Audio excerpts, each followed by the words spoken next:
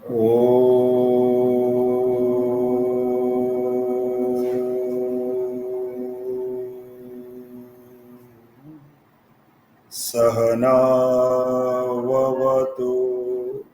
सहनौ भुनक्तु सह वीर्यं करवावहै तेजस्विनावधीतमस्तु मा विद्विषावहै। ओम शांति शांति शांति। ओम। हे परमात्मा, साथ साथ हमारी रक्षा हो, साथ साथ हमारा पालन हो, साथ साथ हम परिश्रम करें और गुरु और शिष्य परस्पर एक सौहार्दपूर्ण वातावरण में रह करके उस विद्या को प्राप्त करें जिस विद्या को पाकर के विमुक्ति यानी मोक्ष की प्राप्ति होती है। हम गुरु और शिष्य के बीच में हमेशा प्रेम का संबंध हो, माँ विद्विषा वही, हम आपस में कभी विद्वेष ना करें। आइए इसी प्रार्थना के साथ में एक बार फिर आज की इस कक्षा का शुभारंभ करते हैं। श्रावण का महीना चल रहा है। जिस मास की पूर्णिमा को जो नक्षत्र आता है, मास का नाम उस नक्षत्र के आधार पर तय किया जाता है। जैसे पूर्णिमा के दिन यदि चित्रा नक्षत्र आ जाए तो वो मास संस्कृत में चैत्र मास बन जाएगा। विशाखा नाम का नक्षत्र यदि पूर्णिमा को पड़ रहा है तो स्वाभाविक है कि उस माह का नाम वैशाख हो जाएगा। ऐसे ही इस मास की पूर्णिमा श्रवण नाम के नक्षत्र के साथ में आएगी, इसलिए इस पूरे मास को श्रावण मास कहा जाता है। अब श्रावण मास की सबसे बड़ी महिमा तो ये है कि जैसा कि सुनने में ध्वनि से इसके पता लगता है कि श्रवण यानी सुनना। पुराने जमाने में वर्षा ऋतु आने पर 2 महीने सब काम काज छोड़ कर के लोग रामचरितमानस का पाठ करते थे। उत्तर भारत में कहीं कोई आल्हा उदल के गीत गाते थे तो कहीं और कोई काव्य गाए जाते थे, क्योंकि किसान के पास कोई काम नहीं होता था और भारी वर्षा होती रहती थी तो गांव के चौपाल पे सब लोग इकट्ठे हो जाते थे और या तो राम नाम कीर्तन हो रहा है, भजन हो रहे हैं, या रामचरितमानस का पाठ हो रहा है और कुछ लोग गाते थे, बाकी के लोग श्रवण करते थे। इस मास में अधिक से अधिक श्रवण करना चाहिए। और क्या श्रवण करें? तो श्रवण करने योग्य केवल एक ही वस्तु है। वेदांती लोग कहेंगे आत्म तत्व है, ब्रह्म तत्व है। सगुण साकार की सेवा में लगे हुए उपासक लोग कहेंगे कि भगवान के नाम और गुणों को, उनके कीर्तन को, उनकी महिमा को सुनना ही श्रवण है सही अर्थों में। तो इस मास को भगवान शिव के साथ में जोड़ करके रखा गया है। तो शिव जी की महिमा सुने, शिव जी के गुणानुवाद करें, शिव जी के मंत्रों का पारायण करें, ओम नमः शिवाय आदि मंत्रों का जप करें। हमारे यहाँ जो 9 प्रकार की भक्ति है उनमें सबसे पहली भक्ति है श्रवण। श्रवणम कीर्तनम विष्णु स्मरणम पाद सेवनम अर्चनम वंदनम दास्यम सत्यात्म निवेदनम। ये 9 प्रकार की भक्ति विष्णु पुराण आदि में बताया गया है। उसमें पहली भक्ति है, पहला भगवान के साथ जुड़ाव यदि करना है तो भगवान को सुनिए। और भगवान को कैसे सुने? तो 4 चीजें भगवान के पास होती हैं, नाम, रूप, लीला और धाम। या तो भगवान के नाम का स्मरण करें, इसलिए हमारे यहाँ नामार्चना होती है। शिव जी के नाम की अर्चना, नारायण के नाम की अर्चना, भगवती के नाम की अर्चना, उसको नामार्चना कहते हैं। नामावली बनी हुई है भगवान के विभिन्न नामों की, और उससे उस देवता को, उस ईश्वरीय सत्ता को स्मरण करें, याद करें, श्रवण करें। नाम के बाद में है रूप। भगवान के बड़े दिव्य रूप हैं, उन रूपों को सुने। जैसे कर्पूर गौरम करुणावतारम इत्यादि भगवान शिव का बड़ा सुंदर जो वर्णन है, उसको सुने, उसको समझें कि भगवान हमारे शिव कैसे हैं। शांतम शिवम तुरीयम मन्यन्ते स आत्मा स त्वया विज्ञेय इत्यादि रूप में ब्रह्म की उपासना करने वाले ब्रह्म तत्व को सुने। तो नाम के बाद है दूसरा रूप। तीसरा है लीला। भगवान ने जो चरित्र किए हैं, विभिन्न प्रकार के जो चरित्र किए हैं भगवान ने, बाल रूप से लेकर के और गोलोक सिधारने तक का जो भी है, या राम जी के चरित्र हैं, राम जी के बाल्य रूप से लेकर के और कंसा रावण आदि का वध करके और फिर से अयोध्या आने तक की जो चर्चा है, वो भगवान की लीलाएं हैं। और चौथी चीज है धाम। भगवान के धाम का नाम भी बड़ा महत्वपूर्ण है, इसलिए हमारे यहाँ 4 धामों की परिकल्पना की गई। बद्रीनाथ धाम, जगन्नाथ धाम, द्वारिका धाम और अंत में रामेश्वर धाम। धाम शब्द का अर्थ संस्कृत में होता है प्रकाश। जहां पर नारायण भगवान बद्री के रूप में प्रकाशित हो रहे हैं, इसलिए बद्रीनाथ धाम। जगन्नाथ के रूप में नारायण ही हैं, वे सारे जगत के स्वामी बन करके, और वहां की प्रधानता क्या है? भोजन। जगन्नाथ में और कुछ नहीं है, दिन रात भोजन बनता है, भोजन का भोग कई बार लगता है दिन में, और वही भोजन दिन रात लोगों को बांटा जा रहा है। जगन्नाथ के भात को जगत पसारे हाथ, ऐसा कहा जाता है, और भात का भोग लगता है और लोग उसको खाते हैं। तो वहाँ जगन्नाथ सर्व जगत के नियंता और पालनकर्ता के रूप में वे प्रकाशित हो रहे हैं। द्वारिका धाम है भगवान का सेवा धाम। वहाँ उनके परिकरों के साथ भगवान हैं, जिनकी नित्य सेवा में लोग लगे हुए हैं, और वे राजा के रूप में हैं, इसलिए राजा के रूप में वहाँ भगवान प्रकाशित हो रहे हैं, द्वारिकाधीश बन करके। और फिर रामेश्वरम धाम है, भक्त और भगवान का बड़ा सुखद मिलन। राम और शिव दोनों तत्व एक ही हैं, इसलिए रामेश्वर की स्थापना करके इस तरह का वहाँ संस्कृत में समास के द्वारा समझाया गया कि रामस्य ईश्वरः या रामः ईश्वरो यस्य। या तो जो राम का ईश्वर है या राम है ईश्वर जिसके, तो दोनों अर्थ में शिव और राम के ही रूप होते हैं। कहीं शिव राम के उपासक बन जाते हैं, कहीं राम शिव के उपासक बन जाते हैं, और इस तरह वहाँ उपास्य उपासक भाव से भगवान प्रकाशित हो रहे हैं। इसलिए ये 4 धाम हैं। उन धामों की चर्चाएं करें, उन धामों की तीर्थों की महिमा क्या है उन्हें सुने, और इस तरह से इन चीज़ों को सुनते रहें।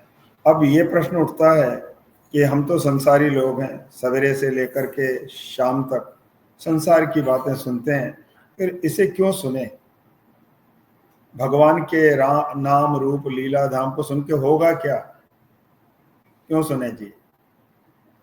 तो वेदों में उसका बड़ा सुंदर उत्तर दिया है कि तमेव विदित्वा अति मृत्युमेति वेदाहमेतम पुरुषम महांतम आदित्य वर्णम तमसः परस्तात् तमेव विदित्वाति मृत्युमेति नान्यः पंथा विद्यते अयनाय। वेद भगवान कहते हैं, मैं महान पुरुष हूं, महानतम पुरुष हूं, मुझे जानो। तो वहां फिर जिज्ञासु कहता क्यों जाने, जान करके क्या होगा? तो वहां इस मंत्र में एक में भगवान ने अपना स्वरूप बताया और एक में क्यों जाने का जवाब दिया। मैं कैसा हूं? तो कहा आदित्य वर्ण, चमचमाते हुए कोटि सूर्यों के समान जो प्रकाश हो सकता है, उतना प्रकाश मैं, मुझे जानो। तमसः परस्तात्, अंधकार से मैं परे हूं, तमस से परे हूं। स्वाभाविक है, जहां इतना प्रकाश होगा वहां फिर अंधेरा कैसे रहेगा? और यहाँ तमस का एक अर्थ है अज्ञान। सबसे बड़ा अंधकार अज्ञान है, उस अज्ञान से ज्ञान की ओर ले जाने वाले भगवान ही हैं। तो अपना स्वरूप बताने के बाद में कहा कि मुझे क्यों जाने, क्या जरूरत है? जैसे हम श्रवण क्यों करें, शिव जी की महिमा क्यों सुने, राम जी की महिमा क्यों सुने, ऐसे ही यहाँ वेद में पूछा गया कि हम क्यों जाने और क्यों सुने आप। तो कहा तम एव विदित्वा। एव यहां लग जाता है संस्कृत में, उसका निश्चय अर्थ होता है कि इसके सिवा ही, इसके अलावा कोई रास्ता बचा नहीं है आपके पास। उस ईश्वर को जिसका वर्णन किया कि वो इतना कोटि कोटि सूर्यों के समान प्रकाशमान है, जो ज्योतिर्मय है, ऐसे भगवान को विदित्वा माने जान करके ही अति मृत्युम एति, एति माने पारम गच्छति, ये अति मृत्यु के पार जा पाओगे। तो अति मृत्यु क्या है इसे समझ लें। एक मृत्यु होती है और एक अति मृत्यु होती है। ये हमने शरीर लिया, एक दिन मर जाएंगे, ये हुई मृत्यु। लेकिन मरने के बाद फिर जन्म, और जन्म लेने के बाद फिर मृत्यु, फिर जन्म, फिर मृत्यु, ये जो अनंत काल से चला आ रहा जन्म और मृत्यु का सिलसिला है, यह अति मृत्यु है। और इससे पार कैसे जाओगे, इससे पार कौन पार कराएगा, कौन सा वो साधन है। तो कहा तम एव विदित्वा, उस ईश्वर को जाने बिना नहीं हो सकता। कहा कोई और रास्ता, तो कहा ना अन्य पंथा विद्यते, और कोई पंथ अन्य कोई मार्ग है ही नहीं। इसलिए श्रवण करो, इसलिए भगवान को याद करो, इसलिए भगवान की महिमा सुनो और उसे जानो।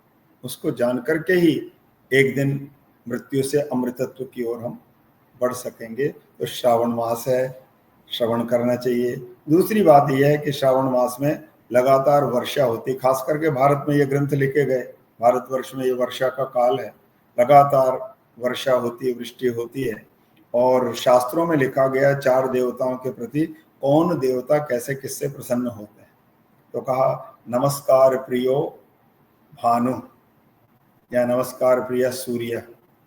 सूर्य देवता को बहुत जल्दी आप प्रसन्न कर सकते हैं, केवल कुछ नहीं करना, रोज उठ के नमस्कार करिए। प्रातः काल सूर्य उदय हो रहे हैं उस समय अच्छी तरह नमस्कार करें। हमारे तो सूर्य नमस्कार के विधान बने, इसीलिए इस प्रकार से अलग अलग आसनों से सूर्य को प्रणाम किया जाता है। तो शरीर की एक्सरसाइज भी हो गई और सूर्य देवता को प्रणाम हुआ। नमस्कार प्रियो भानु, जलधार प्रिय शिवा। शिव जी को एक ही चीज से प्रसन्न कर सकते हो, जलधार, जो कि सबसे आसान है। हर हर हर हर महादेव कह करके बस शिव जी पर जल चढ़ाइए और वे प्रसन्न हो जाते। अलंकार प्रियो विष्णु, विष्णु जी थोड़े ठाट बाट वाले देवता हैं, उनको प्रसन्न करना है तो पट्टांबर रेशमी वस्त्र उनको चढ़ाइए, अलंकार उनके आभूषण से उनको आभूषित कीजिए। हालांकि वहां भी एक पक्ष है कि जो वैष्णव है वो तो ये कहते हैं कि तुलसी दल मात्रेण चुलुकेन जलेन वा विक्रीणीते सुमात्मानम भगवान भक्त वत्सला। ये भक्त वत्सल भगवान चुल्लू भर जल से और थोड़े से तुलसी पत्र से भी प्रसन्न हो जाते हैं। ऐसे ही ब्राह्मण किससे प्रसन्न होता है, तो कहा ब्राह्मण मधुर प्रिय, मिठाई खा के पंडित जी प्रसन्न हो जाते हैं। ऐसा अर्थ करते हैं लोग, इसका ये अर्थ नहीं है। इसका अर्थ ये है मीठा बोलकर सम्मान करते, जैसे ही किसी भी ब्राह्मण का आप मान करते हैं उसको लगता है अब मैं क्या कर दूं। ब्राह्मण केवल मान से, प्रिय वाक्यों से प्रसन्न होता है, और वैसे तो प्रिय वाक्य से दुनिया प्रसन्न हो सकती है। सबसे आसान है प्रिय बोलना सीखिए। प्रिय वाक्य प्रदानेन सर्वे तुष्यन्ति जन्तवः तस्मात् तदेव वक्तव्यम वचने का दरिद्रता। बोलने में कैसी दरिद्रता, बोलने में कंजूसी क्यों है भाई। प्रिय वाक्य प्रदानेन, प्रिय बोलने से सर्वे तुष्यन्ति जन्तवः, केवल ब्राह्मण ही नहीं, केवल पंडित जी ही नहीं, सभी प्रसन्न हो जाते हैं। तस्मात् तदेव वक्तव्यम, इसलिए प्रिय बोलना शुरू करें। तो ये 4 बताया, उसमें शिव जी को किससे प्रसन्न करते हैं, जलधार प्रिय शिवा। क्यों, इस मास में प्रकृति भी ये बता रही है कि आकाश से पृथ्वी का अभिषेक हो रहा है। जेठ की तपतपाते हुए सूर्य से धरती फट रही थी, प्यासी थी, व्याकुल थी, वनस्पतियां सूख रही थी। ऐसे में जब वर्षा की फुहार श्रावण मास में आती है तो प्रकृति आनंद से भर उठती है। न जाने कब उसमें से हरितिमा निकलने लग जाती है, देखते देखते प्रकृति अपना स्वरूप बदल लेती है। तो ऐसे इस मास में ऋषियों ने तय किया कि भाई ऊपर से भी जलधारा हो ही रही है, इस मास में यदि शिव जी के ऊपर जलधारा पड़े तो शिव जी और अधिक प्रसन्न हो जाएंगे। ऐसा शिव पुराण में वर्णन आता है। तो भक्त लोग इस मास में भगवान शंकर का अभिषेक करते हैं। तो श्रावण का महीना चल रहा है, इसमें खूब शिव जी की आराधना करें। नाम रूप लीला धाम चारों में से जो प्रिय लगे उससे जुड़ करके और भगवान को स्मरण करें। और जिस रूप में भी हम भगवान के साथ जुड़ेंगे तभी हम अति मृत्यु से, ये मृत्यु और जन्म के सिलसिले से बाहर निकल सकते हैं। वेदों में कहा दूसरा कोई उपाय नहीं है। तो ये श्रावण की चर्चा हो गई है। ये अब अंग दान देने की बात आजकल बहुत चली हुई है, आजकल नहीं लगभग 10-15 वर्षों से बहुत ज़्यादा है कि मृत्यु के बाद में हम अपने शरीर का अंग दान करना चाहते हैं। कोई कहता है मेरी आंखें सुरक्षित रख लेना, किसी ज़रूरतमंद को दे देना। कोई कहता है मेरा हृदय यदि आपसे बने तो सुरक्षित रख लो। कोई किडनी, कोई कुछ, लीवर, इस तरह का दान लोगों ने करना शुरू किया है। और देखिए एक चीज़ है, वहाँ एक आशंका, प्रश्न जो है वो एक भय का है, एक आशंका है कि यदि मैं नेत्रदान कर दूंगा तो क्या अगले जन्म में मैं अंधा पैदा होऊंगा। पहली बात तो ये कि दान देते ही दान का 100 गुना, 1000 गुना, लाख गुना सुंदर परिणाम निकलता है। तो ऐसा कैसे होगा कि आपने आंख दी और भगवान आपको अंधा कर देंगे, ये हो ही नहीं सकता। दान देते ही वो दान कई गुना अपना फल दिखाना शुरू कर देता है। इसलिए ये प्रश्न बिल्कुल भ्रामक है कि हम यदि आंख दे देंगे तो अगले जन्म में भगवान हमें अंधा पैदा करेंगे। एक प्रश्न मुझसे बहुत साल पहले हॉलैंड में किसी ने किया था, जब ये अंगदान नए नए आए थे, तब ये मेडिकल साइंस ने चीज़ें बनाई कि अपने अंगों को आप सेव करके किसी और को की रक्षा कर सकते हैं, उनके लिए उपयोगी बन सकते हैं।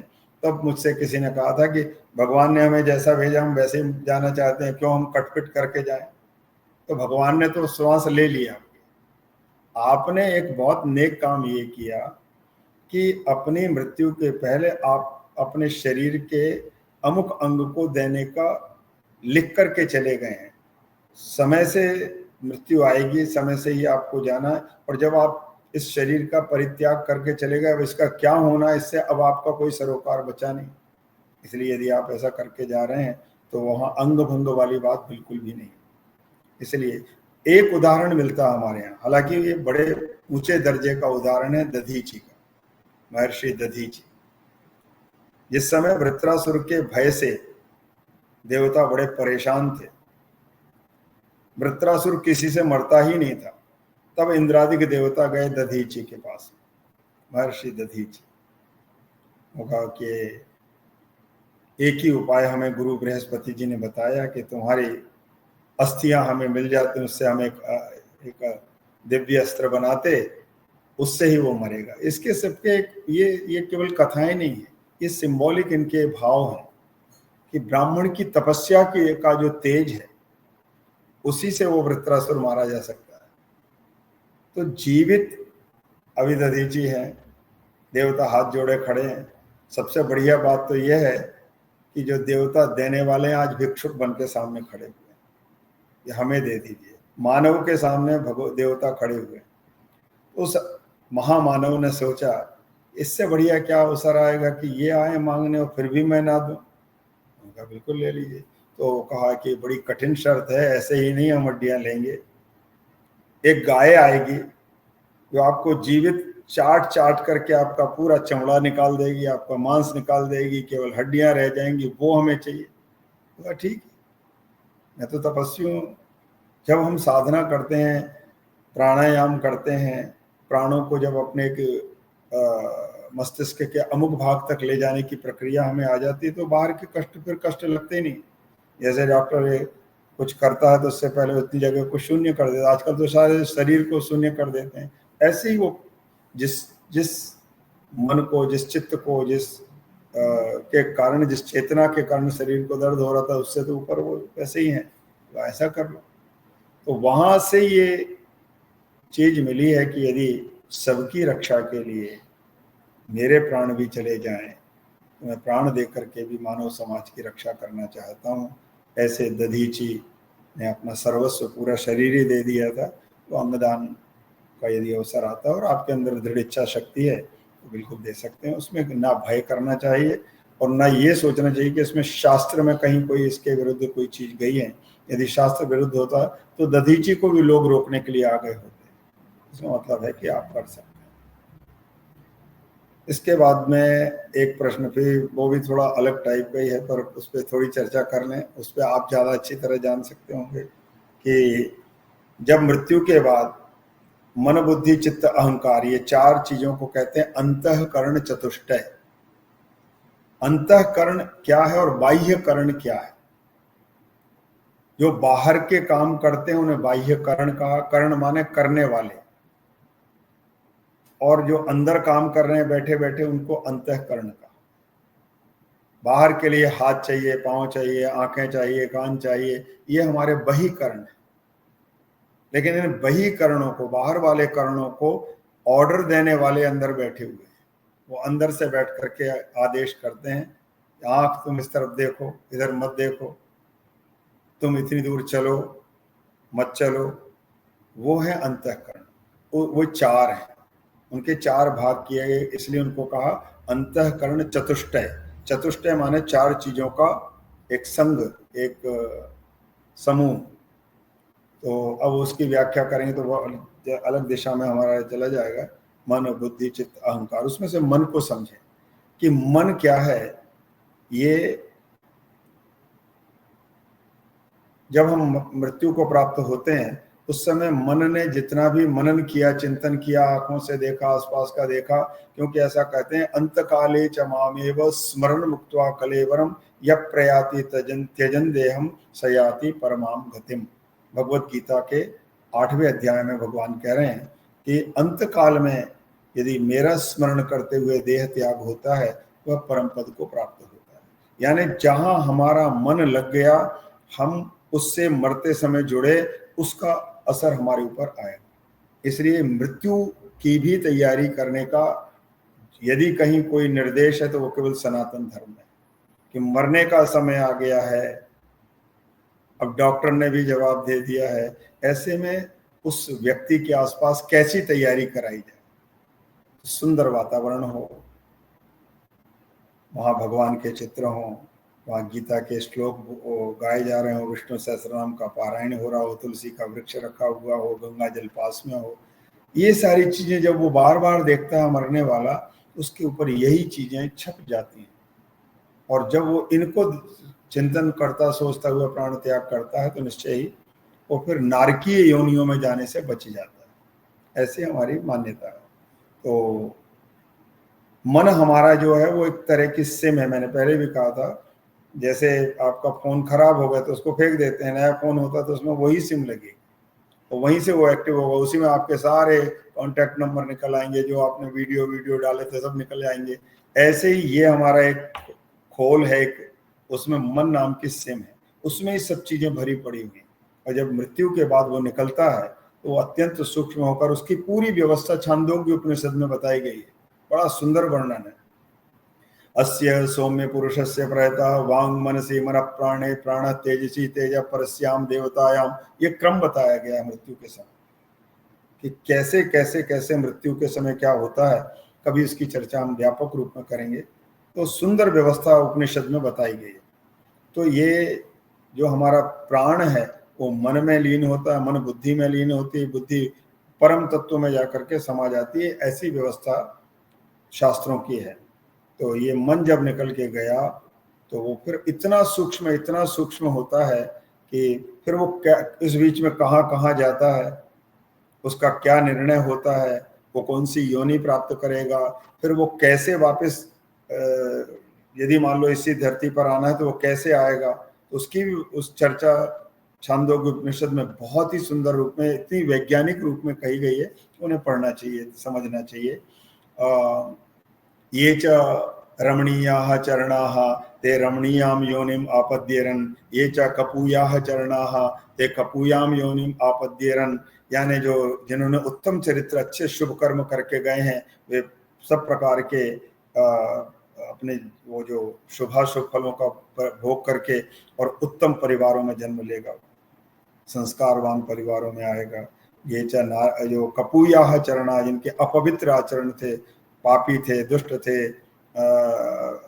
काम क्रोध लोभ मोह से युक्त थे, वे फिर कैसे घूम घाम करके आएंगे, और वो कैसे आते हैं उसका तक वर्णन है कि वो बादलों में मिलते हैं, बादलों के साथ बूंद बनती हैं, वो बूंद जाकर किसी न किसी वनस्पति या अन्न में जाकर के गिरती है, उस अन्न को कहाँ किस तक पहुंचना वो सारी व्यवस्था, और इस तरह वो बूंद एक माँ के गर्भ तक पहुंचती है। ऐसे सुंदर वर्णन उपनिषद में है।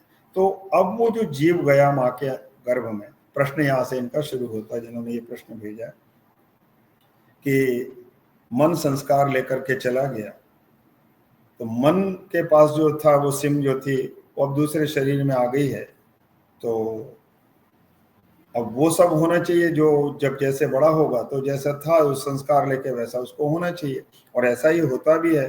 तो प्रश्न ये था कि फिर जेनेटिक जो बीमारियां हैं वो क्यों आती हैं, जब सब कुछ नया है, वो सारी व्यवस्था पुरानी चली आ रही थी, तो लोग कहते हैं कि नहीं ये तो आपके जीन्स में, आपके अंदर से ही ये बीमारी निकल रही है, इसका कोई उपाय नहीं है, ऐसा उन्होंने प्रश्न पूछा है।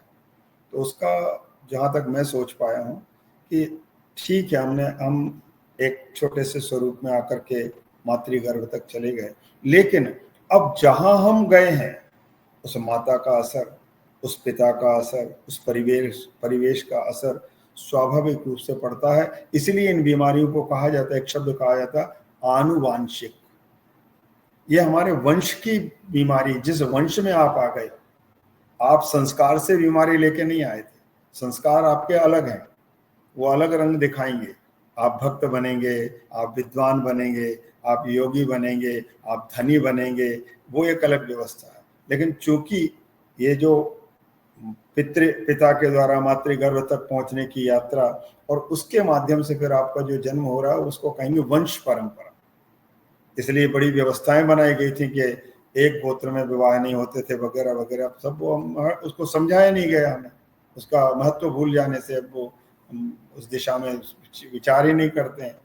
तो आनुवांशिक जो बीमारियां हैं उनका कारण वो संस्कार के कारण से नहीं है, संस्कार कुछ अलग चीज है, और ये जो व्यवस्था मातृ व्यवस्था है उसके कारण से आने वाली चीजें अलग हैं। ऐसा मैंने विचार किया इस पर। तो कुछ ना कुछ तो व्यवस्था है ईश्वरीय के, वो कौन से देश में आपको भेजेगा, कहाँ किस माता पिता के गर्भ में आप जाएंगे, क्योंकि हम इतने छोटे हैं कि हम उतनी बड़ी व्यवस्था को सोच भी नहीं सकते हैं। मैं अक्सर जितनी भी बार, मैंने शायद ये कहीं और भी कही बात, जितनी बार मैं एयरपोर्ट जाता हूँ तो मैं एक अलग तरीके से एयरपोर्ट को देखता हूँ और सोचता हूँ कि पहले आप उतरे एक टैक्सी से, 4-5 लोग आपको छोड़ने भी आए और कहा बस इसके बाद हम नहीं जा सकते हैं। ऐसे शमशान तक कुछ लोग छोड़ने आए, फिर कहा अब हम नहीं जा सकते हैं, आप अकेले हो गए, आपके पास में एक अनुमति पत्र है, पासपोर्ट है, वो लेके वो आप जा रहे हैं, वहाँ अधिकारी मिले, एक बड़ी भारी भीड़ है चारों तरफ, पूरे एयरपोर्ट पर इतनी बड़ी भीड़ है कि मेला लगा हुआ है, लेकिन वहाँ फिर व्यवस्था दी गई, नहीं आपका काउंटर ये है, आप ए पर जाइए, आप 7 नंबर पर जाइए, आप 6 नंबर पर जाइए, भीड़ को व्यवस्थित कोई कर रहा है।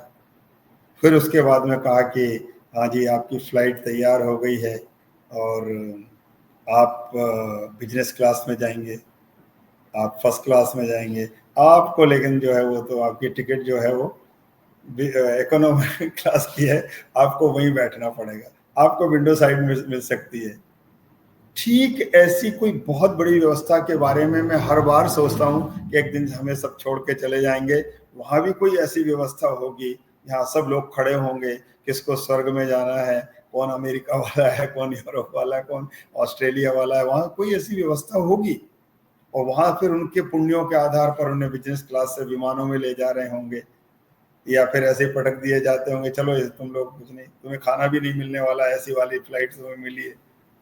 तो यही कहीं कोई व्यवस्था के बारे में गरुड़ पुराण में इस तरह की चर्चाएं आती हैं।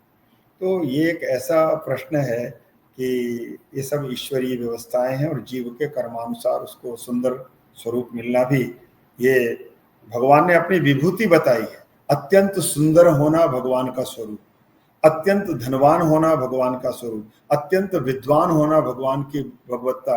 ये भगवत गीता के 10वें अध्याय में विभूति योग में ये चीज़ों का वर्णन, व्यापक वर्णन दिया गया। तो ये तो भगवान के ही अपने जीव के कर्मानुसार वो इस तरह के स्वरूप प्राप्त करता है। क्यों पूरे भारत में एक ही लता मंगेशकर बन के आई, स्वर कोकिला बन करके आई? कुछ किया होगा ऐसा अद्भुत उसने। तो आनुवांशिक बीमारियों का संस्कार के साथ कोई लेना देना नहीं है, ऐसा मैंने विचार किया। बाकी आप लोग और भी अपने तरीके से सोच सकते हैं।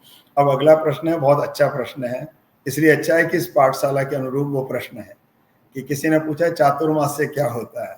वो तो बहुत सिंपल है, 4 महीने से चातुर्मास्य बना।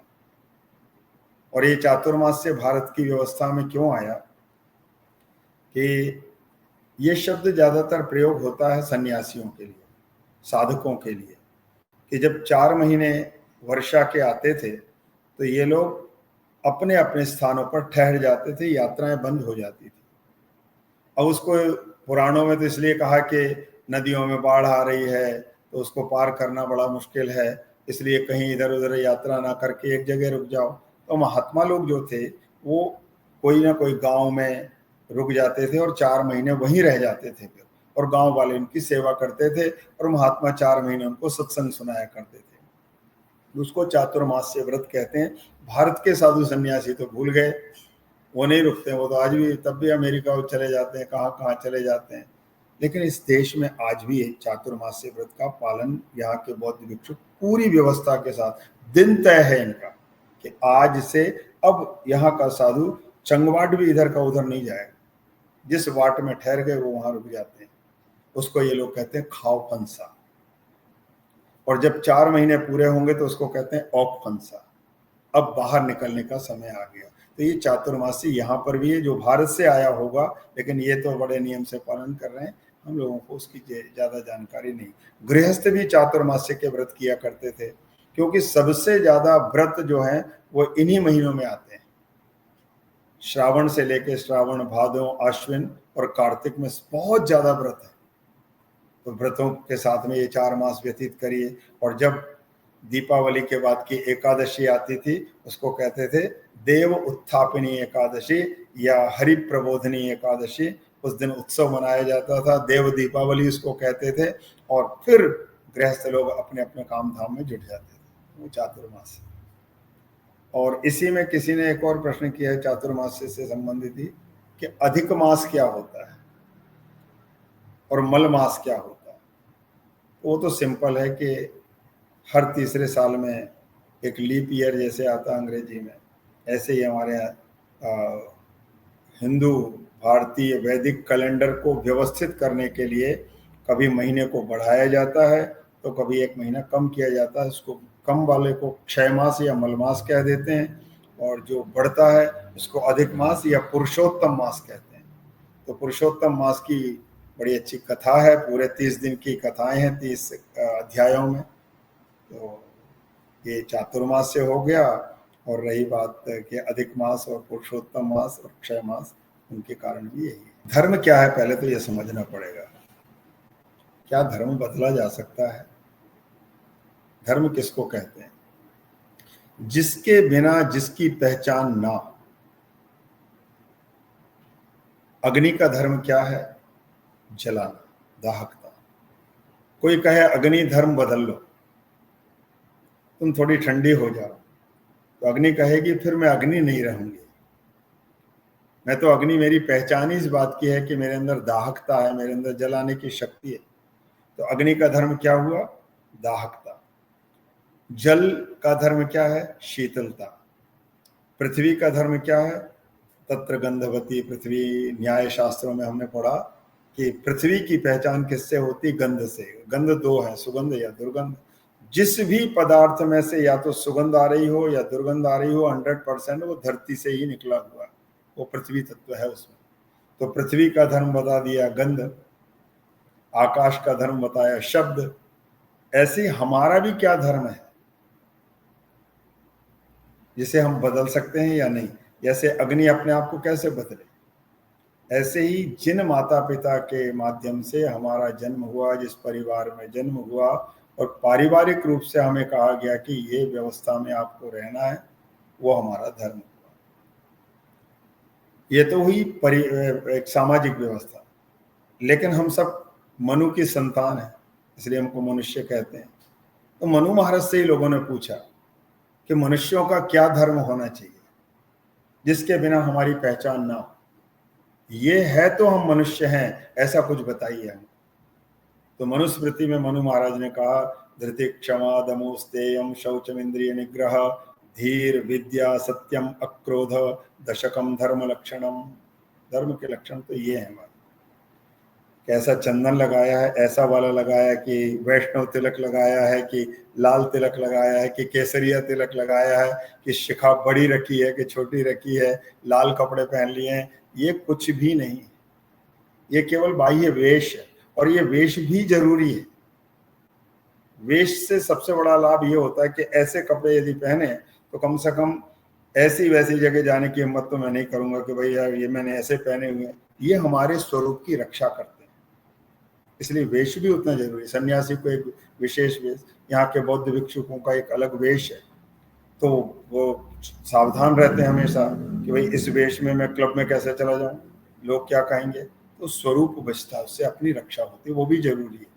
लेकिन ये बाह्य स्वरूप है, अंदर का धर्म ये है ही नहीं। मानव धर्म क्या हुआ, तो धृति क्षमा दमो स्तेय,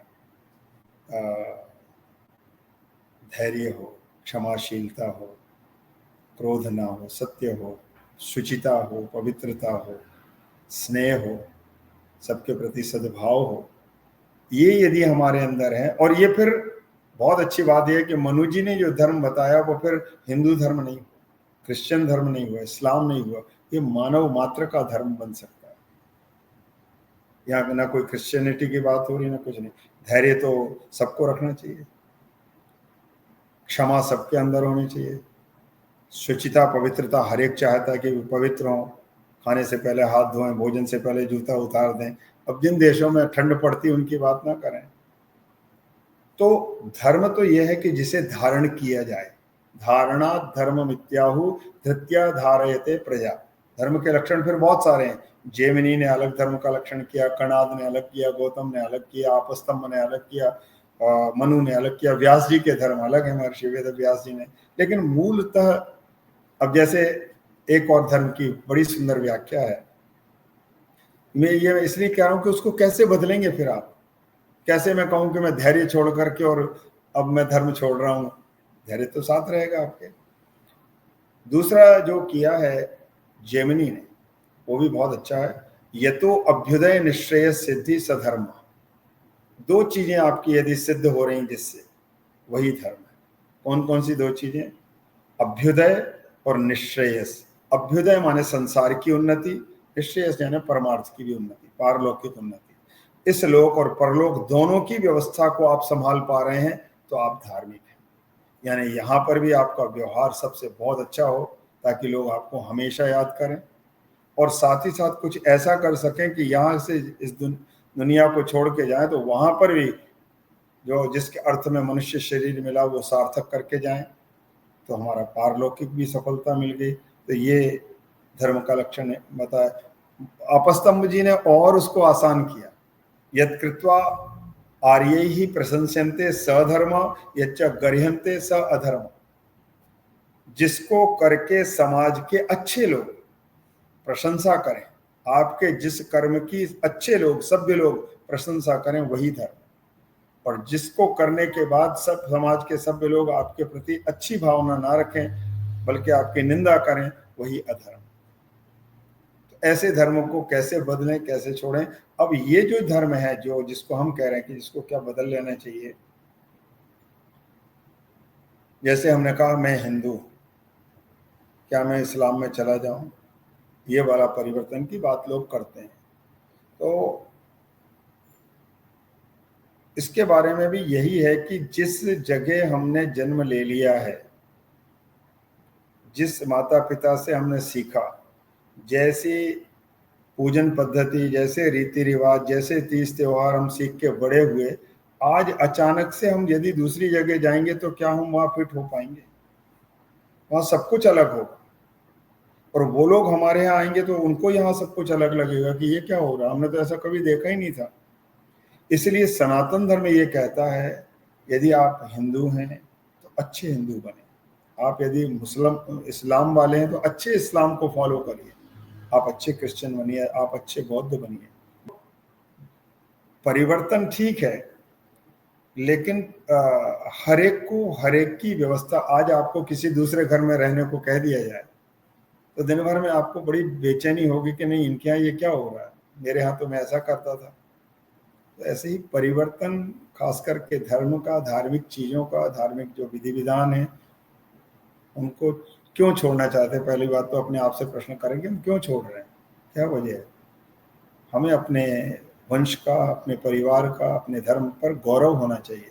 और सनातन धर्म तो इतना पुरातन ऋषि धर्म है, वैदिक धर्म है कि जिसमें सारे धर्मों का समाहार हो जाता है, समा जाते हैं।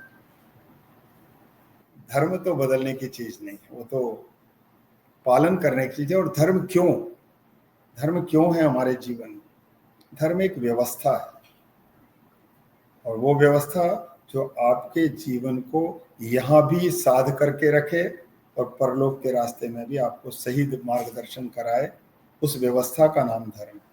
जैसे मान लो मैं वैदिक परिवार में पैदा हुआ, मुझे रोज नित्य वेद पाठ करना चाहिए, तीनों समय संध्या करना चाहिए, गायत्री करना चाहिए, ये मेरा धर्म है।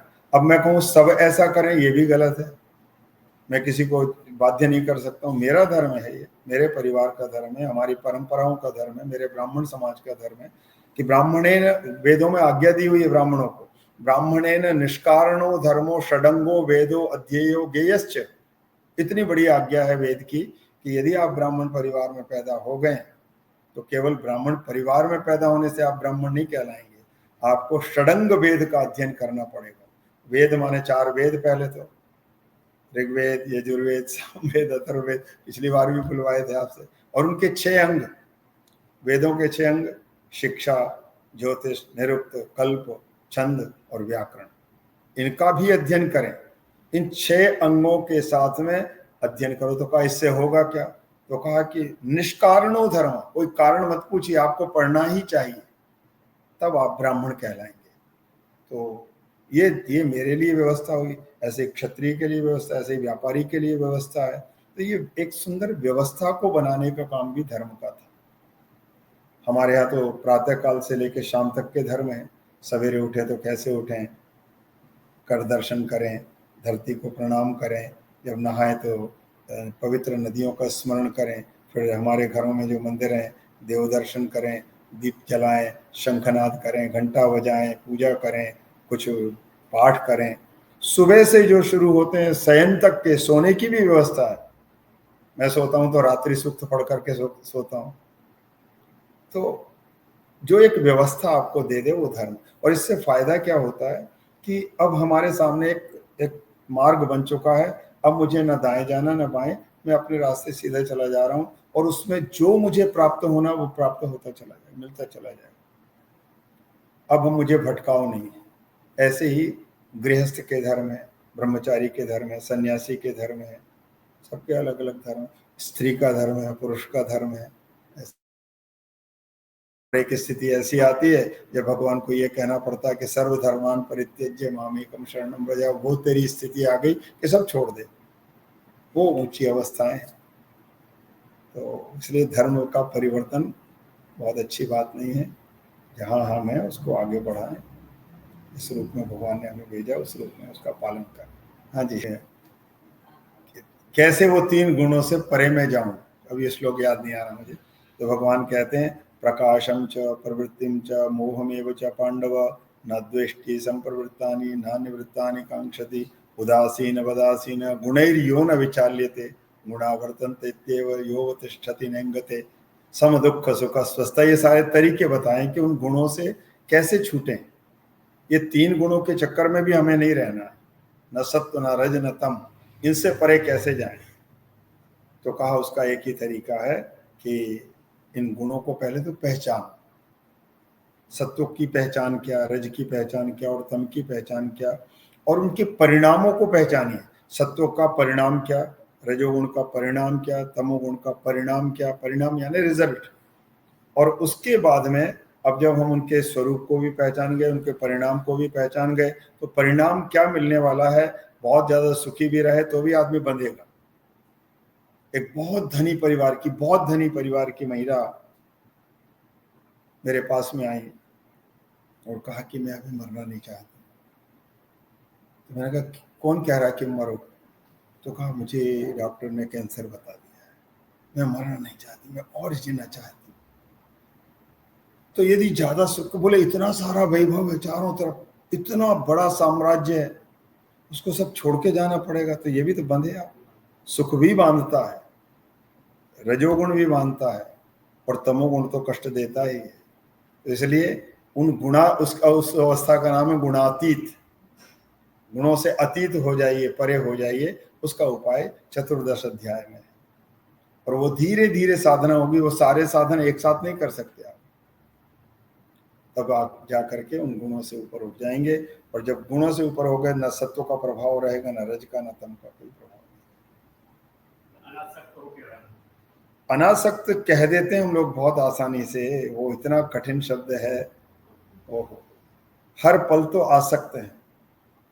आसक्त का अर्थ महात्मा लोग कहते हैं आसक्ति, लेकिन जा नहीं सकती। आ गए, उसको पकड़ तो लिया, फिर छोड़ना बड़ा मुश्किल है। अनासक्ति तब आएगी जब निष्काम बनेगी। पॉसिबल नहीं होता तो लिखा नहीं होता, पॉसिबल है, कठिन है। नहीं नहीं, आपके लिए भी आसान है, हमने कभी प्रयास ही नहीं किया। व्रत इसलिए कराए जाते हैं कि कुछ छोड़ो। आज हम इतना छोड़ेंगे, तो ये शास्त्रों में लिखा नहीं था। ये हमारी चालाकी है, ये हमारी चतुराई है, ये हमारी चतुराई। वहां तो ये था कि निराहार, फलाहार, अल्पाहार, मिताहार, ऐसा करके देखिए। भाव में अभाव सबसे बड़ा त्याग है। भाव के बीच में, यानी घर में चीजें भरी पड़ी हुई, उसमें अभाव करके रहना। घर में पानी है, लेकिन आज निर्जला एकादशी है, आज मैं पानी भी नहीं पी के रहता हूं, देखता हूं। ये सब त्याग करने के लिए ही ट्रेनिंग थी, व्रतों के माध्यम से, जो हमने कभी की नहीं। कभी कभी अपनी इच्छा से, आज हम जमीन पे सो के देखेंगे, फ्लोर पर सोते हैं, कैसा लगता है, करके देखिए आप। बहुत लोग करते हैं। तो ये बिस्तरे का त्याग थोड़ी देर के लिए हुआ। आज दिन भर हमने पूरी जिंदगी भर जो है दोनों टाइम तीनों टाइम खूब खाया, अब थोड़ी कोशिश करें शाम का भोजन छोड़ दें। तो ये चीजें जो व्रत बने थे, ये इसीलिए बने थे कि हम कितना छोड़ सकते हैं। और ये तो हुआ कि एक प्रैक्टिस कर रहे हैं। निष्काम का अर्थ है उसमें से हर चीज का रिजल्ट के लिए हम काम ना करें। कभी कभी बेवजह के काम करें। मैंने पिछली बार भी कहा था, बेवजह किसी के चेहरों पर मुस्कुराहट ला के देखिए, किसी को खुश करके देखिए, किसी जरूरतमंद को कुछ दे के, उसने नहीं मांगा लेकिन आपने दे दिया। और देने का मतलब रुपया पैसा ही नहीं, समय दे सकते हैं, दवाई दे सकते हैं, जरूरत की चीज दे सकते हैं, उसके साथ खड़े हो सकते हैं। तो ये हुआ निष्काम। मेरा कोई प्रयोजन नहीं था। कभी कभी वृद्धाश्रम में जाकर उनसे मिलिए, बात करिए, बैठिए, तो कोई और इच्छा नहीं थी कि मैं कोई पुण्य कमाने गया हूँ, ये भी मत सोचिए। बस आज ऐसे इच्छा है कि ऐसा भी करके आज दिन बिताया जाए, तो वहां आपकी कामनाएं नष्ट हों। और अब वो थोड़ा विचार का विषय है, विवेक का विषय है कि हर काम में हम फल के पीछे सबसे पहले लग जाते हैं। क्लास है, पता नहीं कितने लोग आएंगे कि नहीं आएंगे, कोई सुनेगा कि नहीं सुनेगा, ये क्यों क्लास हो रही है, इसका क्या परिणाम निकलेगा, ये मत सोचें। एक अच्छा समय हमारा आज बीत जाएगा अच्छी अच्छी चर्चाएं करते करते, और उसके बाद यदि कितने लोग आए नहीं आए, ये तो किसी के हाथ में नहीं है। तो इस तरह के जो काम हैं, इनको बिना संकल्प के करने की आदत डालें, वो है निष्काम। सहज रूप में, जैसे हम सोते हैं तो ये संकल्प करके थोड़ी सोते हैं कि भगवान नींद आ जाए, भगवान नींद आ जाए। वो तो नींद आएगी, समय से आ जाएगी। हाँ, जिनको बीमारी है, अनिद्रा है, वो एक अलग बात है, नहीं तो नींद आती है। भगवान मुझे भूख लग जाए, भूख लग जाए, ऐसा कोई नहीं कहता। समय पर भूख लगेगी तो लगेगी। ऐसे ही कुछ काम सहजता से जब होने लग जाएंगे, तो वहां निष्कामता की शुरुआत होती है। आज शांति की बात बहुत होती है, पीस की बात हम लोग बहुत करते हैं, चारों तरफ युद्ध चल रहे हैं, चारों तरफ अशांति है, चारों तरफ मारा मारी है, लड़ाई झगड़े, बेवजह के लड़ाई झगड़े, केवल अपनी अपनी ताकत दिखाने के लिए ये सब कर रहे हैं। तो भगवान ने 4 सूत्री एक फार्मूला बनाया भगवत गीता में कि इसको अपना लो, आपके जीवन में शांति आ जाएगी। बहुत से लोग पूछते महाराज शांति नहीं आती, पंडित जी कुछ ऐसा बताइए शांति आ जाए। अब जब उपाय बताते हैं तो वो थोड़े से विचार के उपाय हैं। भगवत गीता के 2य अध्याय में भगवान ने कहा, विहाय कामान्य सर्वान् पुमांश्चरति निस्पृहा निर्ममो निरहंकार स शांतिम अधिगच्छति। जो ये 4 चीजों को करेगा 100% उसको शांति मिलेगी।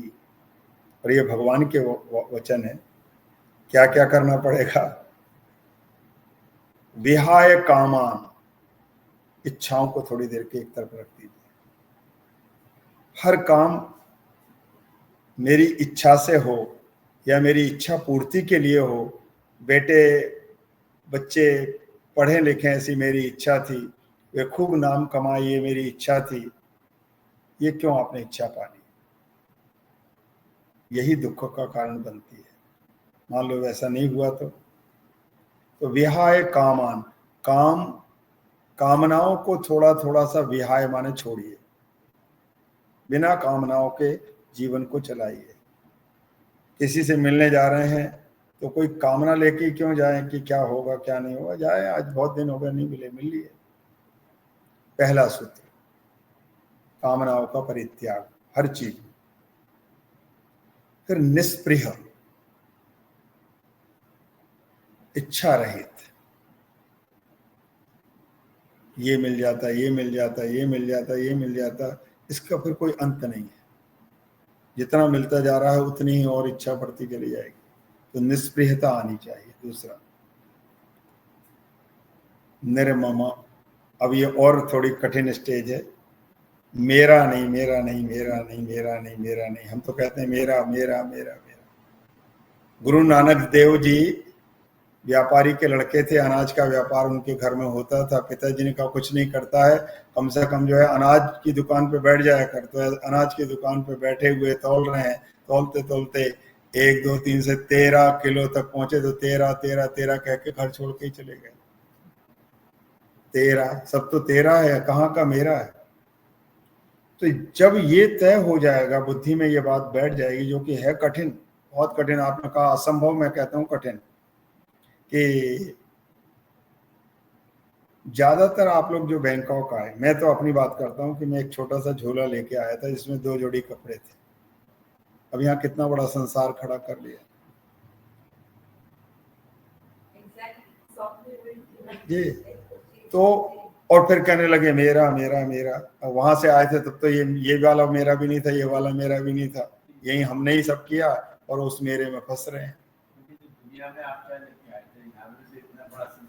यही तो, अब मैं बैंकॉक आने की बात इसलिए कह रहा हूँ, आसानी से समझ में आएगी। दुनिया में आए थे तो कहीं वो तो बच्चा था जी, उसको क्या पता, हम तो समझदारी से आए थे ना। और फिर इतनी बड़ी दुनिया खड़ी कर लेते हैं कि जब भारत जाने की बारी आए, मान लो कदाचित, अरे अब ये सब दुनिया कैसे वहां जाएगी, यहीं बस जाते हैं। उस मेरे में ही इतने डूब गए कि गले गले तक उसमें अंदर समा गए। तो ये भाव हो के मेरे पास तो कुछ नहीं था, ये भी जोड़ा तो कहीं से मिल गया, भगवान ने दे दिया, ये भी भगवान ने दे दिया, ये भी भगवान ने दे दिया। जैसे हम एक अच्छे शानदार 5 स्टार होटल में रहते हैं तो वहां सारी सुविधाओं को भोग कर रहे हैं, वहां क्यों नहीं होता कि ये मेरा कमरा, अब तो मैं नहीं छोड़ूंगा इसको, और ये इतने बड़े आदर भाव से नौकर चाकर मेरी खातिरी कर रहे हैं, ये तो सब मेरे साथ चलेंगे, ये तो मेरे हो गए। उसको हमेशा कॉन्शियस में बना रहता है कि बस जिस दिन तक की बुकिंग है उसके बाद ये कोई दुआ सलाम भी नहीं करने वाले, तब सब बाहर कर देंगे, और जबरदस्ती रहना चाहोगे तो भी नहीं रहने देंगे। इस तरह से संसार में रहना ही निर्मम। इसलिए हमारे यहाँ कोई भी काम करने के बाद, पूजा पाठ करने के बाद क्या कहते हैं, इदन्नमम नारायणाय, क्या कहते हैं, अनेन अनेन भगवान महाविष्णु प्रियदान न मम, इस काम से भगवान नारायण प्रसन्न हो, ये मेरा नहीं है, ये तो भगवान का था, मेरा क्या था। शब्दों में कहना बहुत आसान है, व्यवहार में लाना उतना ही कठिन है, लेकिन असंभव नहीं है। असंभव होता तो जो लोग करके चले गए वो कैसे करके गए? हमारे ही बीच के लोगों ने कुछ तो किया होगा। और आखिरी बात है निरअहंकार। मैं से ही मेरा, अहम से मेरा निकलता है मैं, और उसी से शुरू होता है मेरा। तो आखिरकार घूम फिर करके व्यक्ति कहाँ आ जाता है? एक महात्मा बहुत अच्छी बात समझा रहे थे कि पति पत्नी से ज्यादा प्रगाढ़ संबंध किसी का नहीं होता है। वो जीवन के दो हिस्से मिलके एक हो जाते हैं। लेकिन बड़े बिस्तर पे बैठे हैं, टीवी देख रहे हैं, थोड़ी देर के बाद में या तो पत्नी कहेगी या पति कहेगा मुझे नींद आ रही, थोड़े उधर हो जाओ, अब बातें बंद कर दो। यानी वो इतनी प्रगाढ़ता में भी व्यक्ति एक होना चाहता है, आखिरकार अकेले में आना चाहता है, क्योंकि उसकी एक ही सत्ता है, दूसरी सत्ता से तो उसे बांधा गया था। एक सत्ता से ही वो आया था और एक ही सत्ता से वो जाएगा भी। सरल शब्दों में कहें तो अकेले ही आए थे और अकेले ही जाना है उसको। तो ये चीज भी हमेशा बोध में बना रहना चाहिए कि ये सब मैंने जोड़ा है, इसके प्रति अच्छे से अच्छे कर्तव्य करूं, लेकिन सच्चाई ये है कि ये सब भी मेरे नहीं है। इनमें से भी निकल के जिस दिन जाएंगे तो अकेले चले जाएंगे, चुपचाप चले जाएंगे। नींद भी तब आती है जब मन को भी सब जगह से हटाते हो कि ओ कल स्कूल जाना है, बच्चों का ये करना है, या डॉक्टर है तो वो अपना सोच रहा है, पंडित जी हैं तो सोच रहे हैं यजमान के पास जाना है, कल पूजा करानी है, पता नहीं मान लो उसने ये नहीं हुआ तो फिर बाजार जाना पड़ेगा, क्या करना पड़ेगा। ये यदि लेके आप सोने के लिए जाएंगे तो आपको नींद नहीं आएगी। ये सबको भी एक दिन ऐसा निकाल निकाल निकाल करके दिमाग को खाली करके जब आप 1 बजते हैं तब आप उस निद्रा में जाते हैं, जिसको सुषुप्ति की नींद कहते हैं, दिव्य नींद आती है। उसके लिए भी खाली होना पड़ता है। तो ना मैं है, ना मेरा है, ना किसी की स्पृहा है, ना कोई कामना है। ये चीजें धीरे धीरे धीरे जीवन में आती, स शांतिम अधिगच्छति, भगवान कहते हैं वह शांति को प्राप्त करता है। इसी जीवन में वो परम शांत होता है, फिर उसको कोई चीज नहीं चाहिए। और शांति कैसी हो तो उसका भी उदाहरण दिया, यथा दीपो निवातस्थो नेंगते सोपमा स्मृता योगिनो यत चित्तस्य युञ्जतो योगमात्मनः। जैसे मंदिर में दीपक जलता है, खासकर साउथ इंडिया के मंदिरों में जो दीपक जलते हैं, वहाँ पंखा भी नहीं चलने देते वो लोग। गर्भगृह में जो दीप रहता है वो एक छोटा सा दीप होता है, इतना सा। ये हमारे उत्तर भारत आते आते तक दीप भी बड़े बड़े बनने लगे, मसाल जैसे बनाने लग गए। ये परंपरा नहीं थी। मत्स्य पुराण में, अग्नि पुराण में दीप का प्रमाण बताया गया कि दीप की ज्योत कितनी बड़ी होनी चाहिए। 4 इंच के बाद 4 इंच तक यदि हमारा हाथ ज्योत के आसपास है तो उसकी गर्मी महसूस हो, लेकिन और ज्यादा गर्मी महसूस हो रही तो आपका दीपक ठीक नहीं बना हुआ।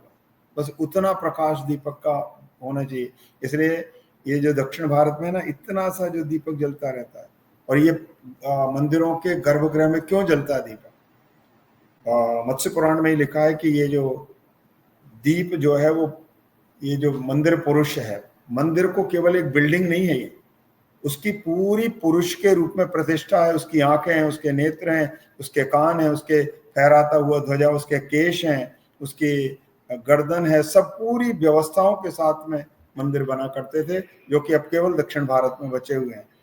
हमारे यहाँ मंदिर नहीं है, वो तो बिल्कुल एकदम शोकेस की तरह भगवान को रख दिया है, बड़े बड़े स्पॉटलाइट दिखा के भगवान को उजाले में दिखाना चाहते हैं, वो मंदिर नहीं थे। और ये आरती का विज्ञान भी वहीं से शुरू हुआ कि सुबह और शाम को जो आरती होती थी उसी समय सारे भक्त लोग भगवान के विग्रह को पूरी तरह देख पाते थे, अन्यथा नहीं देख पाते थे। और भगवान के विग्रह भी बड़े बड़े नहीं हुआ करते थे, उनकी भी एक निश्चित सीमा होती थी, उनमें ही उनको स्थापित करते थे, उनकी प्राणों की प्रतिष्ठा होती थी। और फिर उनकी सेवा वहाँ के अर्चक लोग, पूजक लोग ऐसे ही करते थे जैसे ये साक्षात प्राणवंत देवता हैं, उतना उनका ख्याल किया जाता था। तो ये इसको इसलिए नीराजन कहते थे, निश्शेषेण राजनम, भगवान की चरणों से लेके मस्तक तक का प्रकाशित करना ही नीराजन है। वही आरती होती थी, तब लोग भगवान के दर्शन करते थे। वो भगवान के नेत्र दिख रहे हैं, ये दिख रहा, अन्यथा भगवान के दर्शन नहीं होते थे। वो आरती की परंपरा भी उसी के लिए शुरू हुई। तो कैसा दीपक हो वो दक्षिण भारत में आप देखें, और वैसा चित्त आपका न इधर हिल रहा न इधर हिल रहा, एकदम ऐसा स्ट्रेट हो जाए, चाहे वो 2 मिनट के लिए 5 मिनट के लिए, वही मन की अपार शांति है। उस तरह की अवस्था में अपने आप को ले जाना ही परम शांति है। उसके लिए प्रयास करना चाहिए और साधन करना चाहिए। अभ्यासेन तु कौन्तेय वैराग्येण च गृह्यते। भगवान ने उपाय बताए हैं कि अभ्यास करने से सब कुछ होता है। बिल्कुल होगा। अभ्यास करते रहें और साधनों से जुड़े रहें। भगवान शिव आप सबका खूब मंगल करें। ओम शांति शांति। ओम पूर्णमदः पूर्णमिदं पूर्णात् पूर्णमुदच्यते पूर्णस्य पूर्णमादाय पूर्णमेवावशिष्यते। ओम शांति शांति शांति। ओम।